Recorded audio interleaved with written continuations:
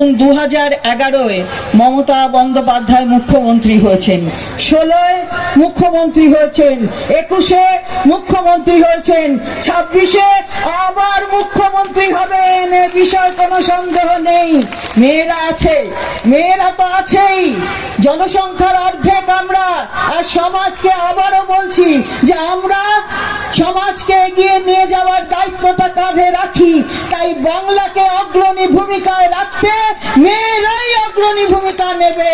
তাই আবারও 26-এ মমতা বন্দ্যোপাধ্যায় ছাড়া এ বাংলায় অন্য কারুর স্থান নেই। কেউ কুম্ভ মেলায় যেতে পারেন, কিন্তু কুম্ভ মেলায় কি হয়েছে সেটা দেখেছেন, কি কাণ্ড হয়েছে সেটা দেখেছেন। অন্যায় করলে কখনো ঈশ্বর আল্লাহ ক্ষমা করেন না, কত মানুষের প্রাণ গেছে সেদিকে নজর নেই। এখানে যারা আসছেন ওখানে পদপিষ্ট হয়ে তাদের একটা ডেথ সার্টিফিকেট পর্যন্ত দিচ্ছে না। কেন দিচ্ছে না জানেন তো? কারণ ডেথ সার্টিফিকেট দিলেই ওটা গুনতির মধ্যে চলে আসবে। তাই গুনতি অনেকে পদপিষ্ট হয়ে আমাদের ছেড়ে চলে গেছেন, কিন্তু গুনতিতে দেখাবে কম। আর তাদের কম্পেনসেশন দিতে হলে তাহলে কম কম্পেনসেশন দিতে হবে। আচ্ছা, এবারের বাজেটে যে বাজেট হলো, মেয়েরা কি পেল জিজ্ঞাসা করবেন না? একটা কিছু তো মেয়েদের জন্য নয়, ঋণ। আপনি যদি প্রথম উদ্যোগপতি হন তাহলে ঋণ দেবে 2 কোটি টাকা। আরে শোধ দেব কি করে? সেই জায়গাটা তো তৈরি করে দেবে।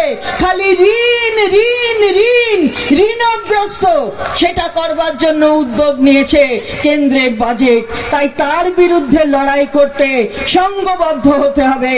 আমরা সবাই সংঘবদ্ধ হব। খালি কথা বলে দিল আর হয়ে গেল না। महिलाओं के लिए बहुत सारे काम किए हैं। अरे बाबा बोलिए तो, दिखाइए तो, क्या किए हैं आप? ये हम देखना चाहते हैं, আমরা দেখতে চাই, কিন্তু সেটা দেখাতে সমর্থ হবে না। আজকে স্বাস্থ্য সাথী থেকে শুরু করে যে সম্মান মাননীয় মুখ্যমন্ত্রী দিয়েছেন, সেই সম্মান ভারতবর্ষের কোথাও কেউ দেয়নি। শুধু 5 লক্ষ টাকা নয়, মনে রাখবেন আপনার ওই স্বাস্থ্য সাথী কার্ডে পরিবারের যে প্রধান জ্যেষ্ঠা মহিলা তার ছবি থাকে। সে আপনার মাও হতে পারে, সে আপনার শাশুড়িও হতে পারে। আর এই পরিবারের প্রধান করে দিয়েছেন একজন মেয়েকে। এটা সবচেয়ে বড় কথা।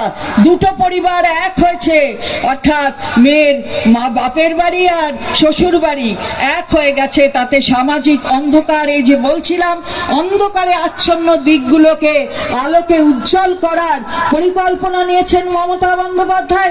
এটা তো তারই দৃষ্টান্ত। এই বোঝা ভাবা, সেই বোঝা ভাববে না পরিবার। একটা ছেলের যেমন তার মামার বাড়ি এখানে, এবং সেখানে তিনি অনেক দিন ছোটবেলায় এই জেলার সঙ্গে যুক্ত ছিলেন, অর্থাৎ এই মাটিতে খেলেছেন, খেলাধুলো করেছেন, ফলে এখানে সাথে তার আলাদা একটা আত্মিক সংযোগ আছে। তাই এই জেলার মাটি আমাদের কাছে পবিত্র। সেই পবিত্র মাটিতে আবার একবার পরম শ্রদ্ধায় নমস্কার করে বলি, আমরা সবাই মিলে একসাথে সমন্বয়ে কাজ করব। কোনো নিচে কোনো ওপরে নয়, ওপর আর নিচ মিলে একে অপরের সাথে আলাপচারিতার মধ্য দিয়ে মমতা বন্দ্যোপাধ্যায়ের হাতকে শক্তিশালী করব। কেউ মন্ত্রী কেউ সন্ত্রী নয়, আসলে আপনারাই সব, আপনারাই করতে পারেন। আমরা তো আপনারা করেছেন বলে তাই হয়েছি। জনপ্রতিনিধি হই তখনই যখন জনগণ মনে করে যা তার প্রতিনিধি হিসেবে একে অথবা ওকে পাঠাবে। সুতরাং আপনারাই সব। মমতা বন্দ্যোপাধ্যায় দেখেছেন তো, একটা বেঙ্গল গ্লোবাল বিজনেস সামিট করেছে কলকাতা। বিদেশিরা এসেছে এখানে। 4,40,595 কোটি টাকার বিনিয়োগ হয়েছে। 20টা দেশের পার্টনার হয়ে আমাদের এখানে সহযোগী দেশ হিসেবে এখানে এসেছে। আজকে আপনাদের এগুলো বুঝতে হবে আর মানুষের কাছে গিয়ে বলতে হবে যে বাংলায় বিনিয়োগ করতে আসছেন উদ্যোগপতিরা, বিনিয়োগ করবেন। এ রাজ্য আরো বেশি কর্মক্ষেত্র তৈরি হবে।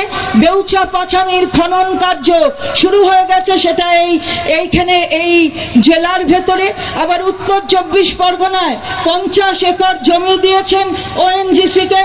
ওএনজিসি তেলের সন্ধান পেয়েছে, সুতরাং সেখান থেকে তেল ওঠাবার জন্য 50 একর জমি মমতা বন্দ্যোপাধ্যায় দিয়েছেন। মনে রাখবেন, ওএনজিসি কিন্তু কেন্দ্রীয় সরকারের সংস্থা, তার জন্য মমতা বন্দ্যোপাধ্যায় দ্বিধা করেননি 50 একর জমি দিতে। এটা মমতা বন্দ্যোপাধ্যায়, এটা যুক্তরাষ্ট্রীয় কাঠামোকে সম্মান জানানো, এটা মমতা বন্দ্যোপাধ্যায় করেন। আমরা একদলীয় তন্ত্রে বিশ্বাস করি না, আমরা বহুদলীয় তন্ত্রে বিশ্বাস করি, কারণ সংবিধান সে কথা বলে। তাই আমরা ভোটের মাধ্যমে কে আসবে কে না আসবে সেটা ঠিক করে দেন জনগণ, সেই জনগণের উপর আমরা নির্ভর করি। আজকে বিনিয়োগকারীরা আসছেন, বড় বড় শিল্পপতিরা কি বলেছেন আপনারা দেখেছেন। সুতরাং মমতা বন্দ্যোপাধ্যায় ইডি করেছে, সেই ইডি বুঝবে, সেটা যে অনুব্রত মণ্ডল তিনি বুঝবেন, সেটা তো আমার দেখার ব্যাপার নয়। এটা তো বিচারাধীন, কোনো মামলা তো বিচারাধীন।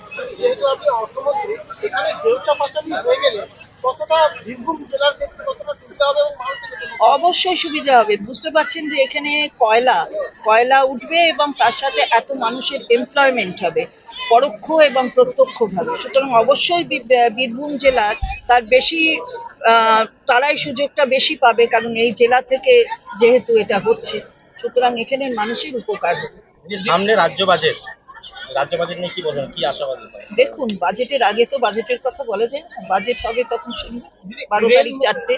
রেলমন্ত্রী কি বলছেন যে রাজ্য সরকার সাহায্য করছে না, যেহেতু বিপুল টাকা রাজ্যে বরাদ্দ করেছে, কিন্তু রাজ্য সরকার বিপুল টাকাটা কি সেটা জানি না। বিপুল বরং পুল বললে অনেকটা বড় হয় কথা, কিন্তু বিপুল টাকা বরাদ্দ তো করেনি, সেটাই দেখা গেল। এটা তো বিহারের বাজেট হয়েছে। আসলে একবার অন্ধ্রর বাজেট হচ্ছিল, একবার বিহারের বাজেট হয়েছে। কারণ অন্ধ্র আর বিহার দুটো না থাকলে যে মাঝে কেন্দ্রের সরকার রেলমন্ত্রী সহ সেটা ধবাং করে পড়ে যাবে। তার জন্য এবারে বিহারের ইলেকশন আছে, সেই ইলেকশনের দিকে তাকিয়ে বাজেট। আমাদের বাজেট কিন্তু ইলেকশনের দিকে তাকিয়ে হয় না। একটু মনে করবেন যে আমাদের তৃণমূল কংগ্রেসের ইস্তাহারে লক্ষ্মীর ভান্ডারের মতন একটা প্রকল্পের কথা বলা ছিল, সেটা যখন 21 সালে সরকার এলো তখন কিন্তু লক্ষ্মীর ভান্ডার হয়েছে। লক্ষ্মীর ভান্ডার ভোটের দিকে তাকিয়ে তখন করা হয়েছে তা কিন্তু নয়, ভোটের জিতে আসার পরে তারপরে করা হয়েছে, এটা পার্থক্য। সুতরাং বিপুল কি বললো ও দিয়ে আমাদের কোনো মাথা ব্যথা নেই। আপনি বললেন কেন্দ্রের যে বাজেট সেখানে মহিলাদের জন্য কিছু রাজ্যের ক্ষেত্রে কি সেরকম কিছু থাকবে? দেখবেন, সেটা তো এখনই বলবো না। রাজ্যে যা হয় কোনো ভেদাভেদ রাখা হয় না, রাজ্যে তো আলাদা করে করা হয় না। আপনি যদি দেখেন তাহলে কেন্দ্রের বাজেট, এই যে বলেছেন অনেক চাকুরিজীবীরা তারা পুরো মানে উপকৃত হবেন, 12 লক্ষ অব্দি তাদের ছাড়, স্ট্যান্ডার্ড ডিডাকশন 75,000, অর্থাৎ 12,75,000 অব্দি চাকুরিজীবীদের ছাড়। আমি ধরে নিলাম, মানে ধরছি, এটা মানে আমি জাস্ট দৃষ্টান্ত হিসাবে বলছি।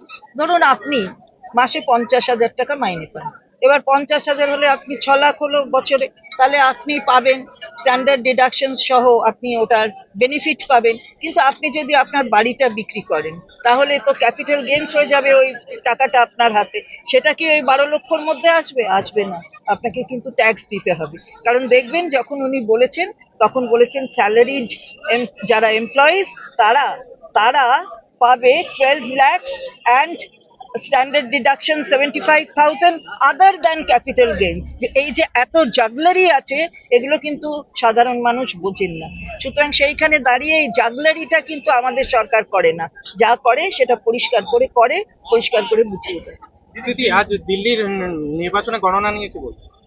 গণনা নিয়ে কি বলবার আছে, আমাদের কিছু বলেন না, সেটা এক্ষুনি বলতে পারবো না আমরা, কারণ আমাদের দল থেকে কি বলবে সেটা দেখে। ঠিক আছে।